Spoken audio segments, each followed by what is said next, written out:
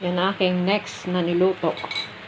Tuna with chicken na may kamatis na may, ayan, chicken. Wow. Number 1. Ako lang yan. Chicken na may tuna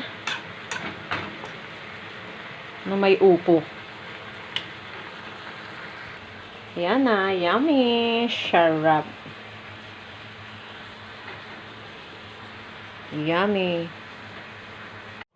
Ayan ang next na putahe ko with chicken. Chicken na tuyo. May mga sili. Ayan. O, diba? Ayan, lalagyan natin ng tuna. O, diba? Nahirapan pa akong maglagay. Ayan, tuna.